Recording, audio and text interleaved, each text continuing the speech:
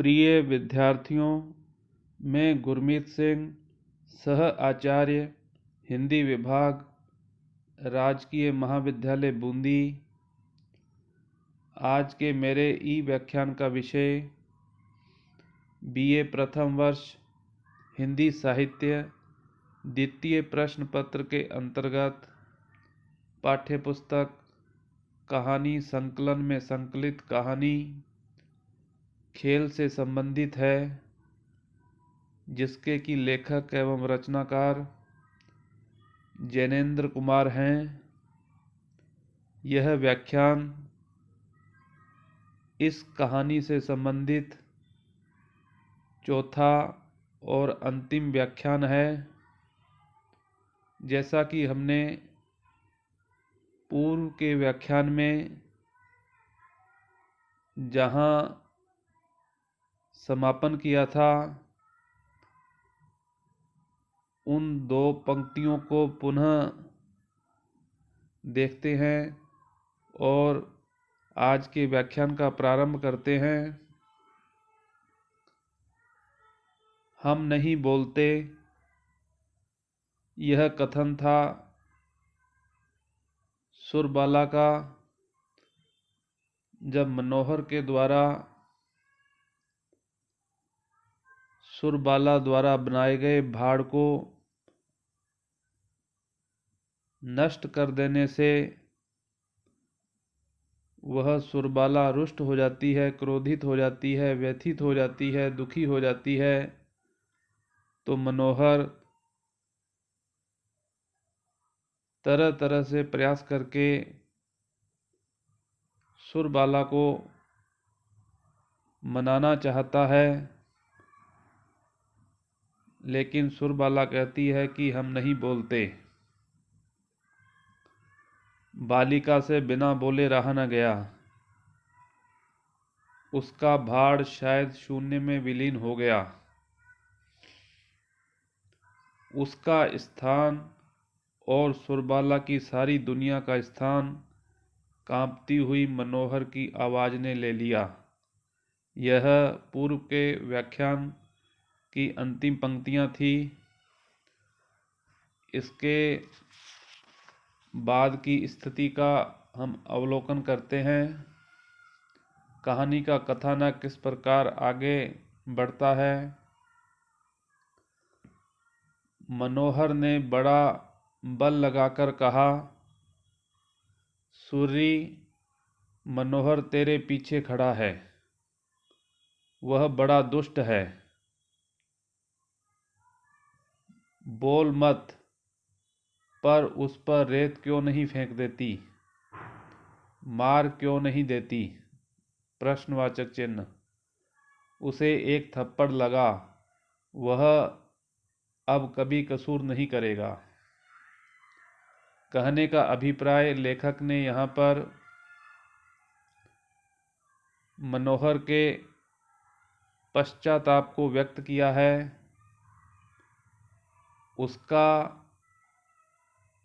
सुरबाला के साथ किस प्रकार से आत्मीय संबंध था, लेकिन उसने सुरबाला द्वारा बनाई गई मनोहर आकृति को जैसे ही नष्ट किया, तत्पश्चात सुरबाला किस प्रकार से व्यथित और दुखी होती है, इससे मनोहर के हृदय को भी चोट पहुंचती है।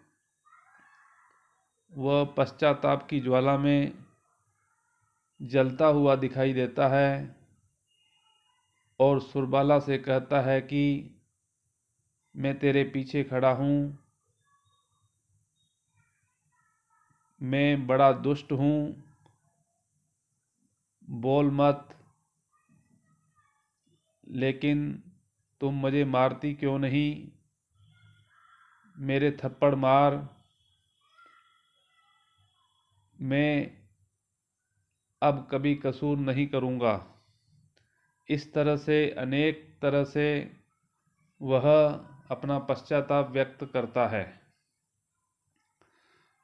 उसके बाद सुरबाला कहती है, बाला ने कड़क कर कहा, चुप रहो जी।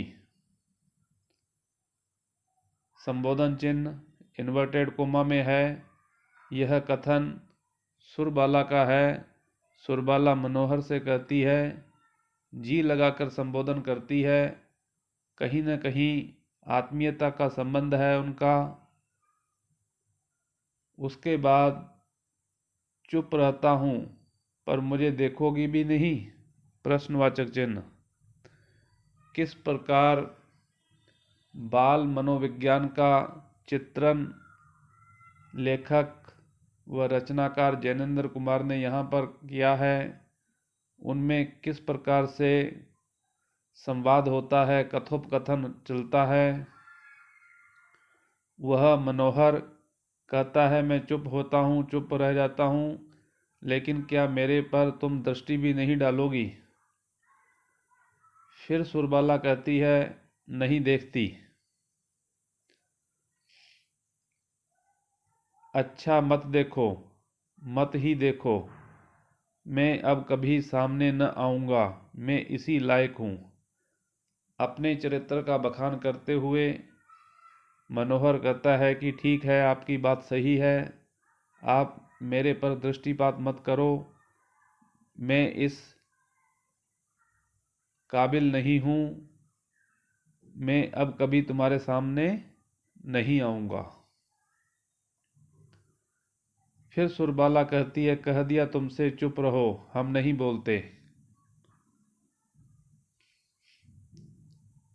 बालिका में व्यथा और क्रोध कभी का खत्म हो चुका था। लेखक के अनुसार उनमें कथोपकथन होता है, संवाद होता है, लेकिन जो सुरबाला पहले क्रोधित थी, व्यथित थी, दुखी थी, वह उस दुख को भुला चुकी है। लेखक यहाँ पर यह कहना चाहता है कि जो सुरबाला है उसमें जो व्यथा और क्रोध कभी का खत्म हो चुका था, क्योंकि मनोहर ने अपनी गलती स्वीकार कर ली थी और सुरबाला भी उसको माफ़ कर देना चाहती थी। वह तो पिघल कर बह चुका था, यह कुछ और ही भाव था। यह एक उल्लास था जो व्याज कोप का रूप धर रहा था। दूसरे रूप से यह स्त्रीत्व था, अर्थात यह कोई दूसरा ही आत्मीय संबंध, जिसको प्रेम भाव कह सकते हैं, अर्थात नारीत्व की भावना उसके अंदर चल रही थी। उसका उल्लेख लेखक ने यहाँ पर किया है कि सुरबाला का जो क्रोध है वो तो कभी का ख़त्म हो चुका था, लेकिन फिर भी वह मनोहर से पूरी तरह से आत्मीयता नहीं बरत रही थी। यह कोई सामान्य भाव नहीं था, यह विशेष भाव अर्थात नारीत्व की भावना उसके अंदर उतर रही थी। इसका उल्लेख लेखक ने यहाँ पर किया है। मनोहर बोला, लो सुर्री, मैं नहीं बोलता, बैठ जाता हूँ, मैं बैठ जाता हूँ, यहीं बैठा रहूँगा, तुम जब तक नहीं कहोगी न उठूँगा न बोलूँगा। इन्वर्टेड कोमा में है ये उद्धरण चिन्ह मनोहर के द्वारा कहा गया है। वो सुरबाला से कहता है कि लो मैं नहीं बोलता, बैठ जाता हूँ, यहीं बैठा रहूँगा, तुम जब तक नहीं कहोगी न उठूँगा न बोलूँगा। उसके बाद मनोहर चुप बैठ गया। कुछ क्षण बाद हार कर सुरबाला बोली, हमारा भाड़ क्यों तोड़ा जी, हमारा भाड़ बना के दो। जिस कारण से वह रुष्ट हुई थी, क्रोध किया था उसने मनोहर पर, उसको प्रत्यक्ष रूप में वह कहती है क्योंकि मनोहर भी उससे माफ़ी मांग चुका है, लेकिन फिर भी सुरबाला उससे कहती है कि हमारा भाड़ क्यों तोड़ा जी, हमारा भाड़ बना के दो। लो अभी लो, यह कथन मनोहर का है। वह तुरंत तैयार हो जाता है उस भाड़ को बनाने के लिए। फिर सुरबाला कहती है हम वैसा ही लेंगे, अर्थात जैसा हमने पहले बनाया था, मेरे द्वारा जो निर्मित किया गया था, मैं वैसा ही भाड़ लूँगी। वैसा ही लो, उससे भी अच्छा। मनोहर कहता है कि मैं वैसा ही भाड़ तुम्हें बनाकर दूंगा, हो सकता है उससे भी अच्छा हो। फिर सुरबाला कहती है उस पे हमारी कुटी थी, उस पे धुएं का रास्ता था। वह सारी विशेषताएं उस भाड़ की बताती हैं मनोहर को कि उस पर हमारी कुटी भी थी और उस पर धुएं निकलने का रास्ता भी था। सो सब लो, तुम बताती जाओ मैं बनाता जाऊं। फिर उसके बाद सुरबाला कहती है हम नहीं बताएंगी, तुमने क्यों तोड़ा, प्रश्नवाचक चिन्ह। तुमने तोड़ा तुम ही बनाओ, संबोधन चिन्ह। सुरबाला कहती है कि मैं कुछ नहीं बताऊंगी, तुमने उस भाड़ को तोड़ा है, तुम ही बनाओ। अच्छा, पर तुम इधर देखो तो। फिर मनोहर सुरबाला से कहता है निवेदन करता हुआ कि तुम जरा इधर दृष्टिपात तो करो। हम नहीं देखते, पहले भाड़ बना के दो।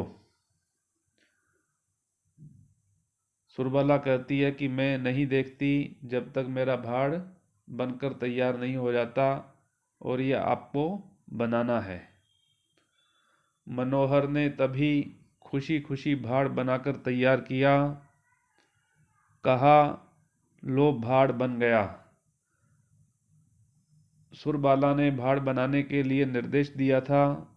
मनोहर ने अत्यंत आनंद के साथ, खुशी के साथ उस भाड़ को बनाकर तैयार किया और कहा लो भाड़ बन गया।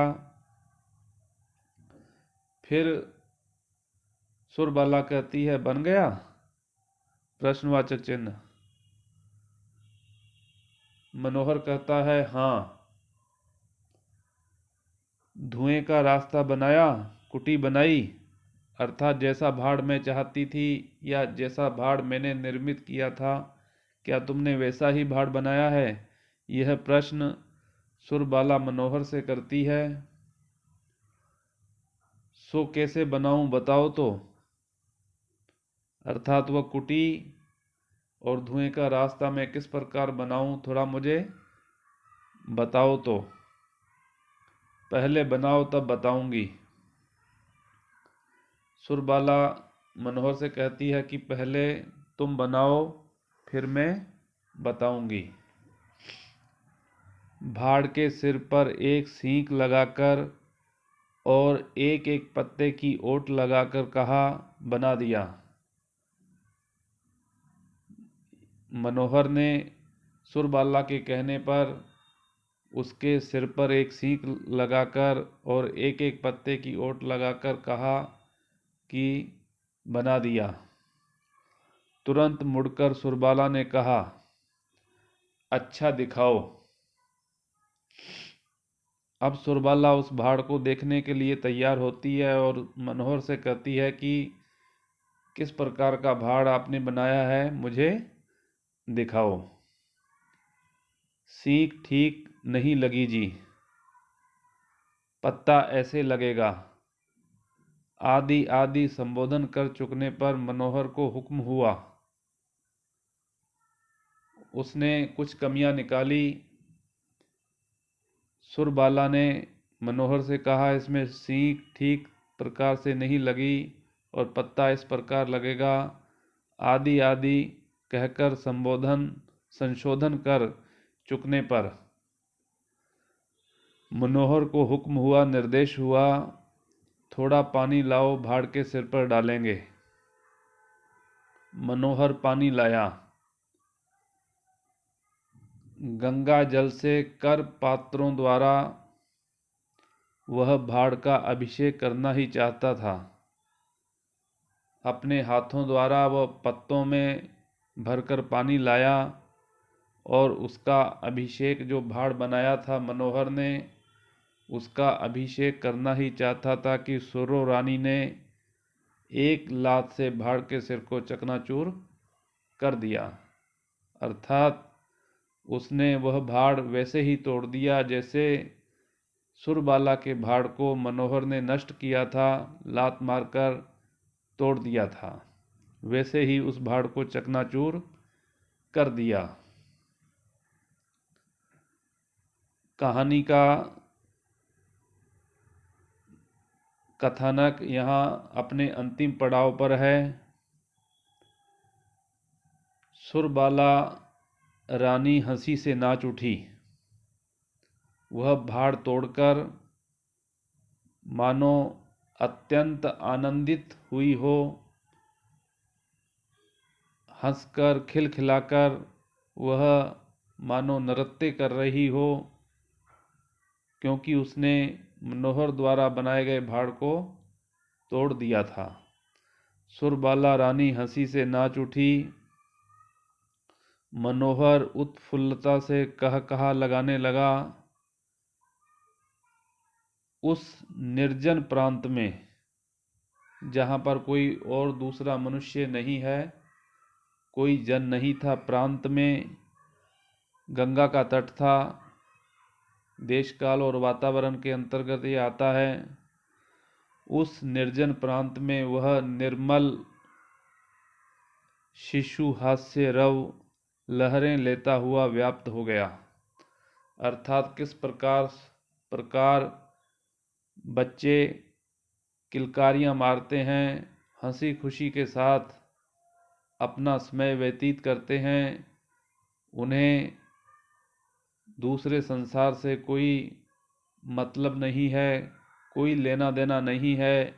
यहाँ पर लेखक ने उसी बात का उल्लेख किया है कि किस प्रकार निर्जन प्रांत में जब दोनों हंसने लगे, ठहाका लगाकर हंसने लगे, उनका जो हृदय था वह अमलिन था, कि उसमें किसी प्रकार का कोई कलुष नहीं था।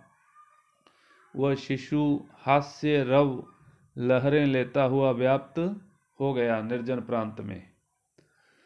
सूरज महाराज बालकों जैसे लाल लाल मुंह से गुलाबी गुलाबी हंसी हंस रहे थे।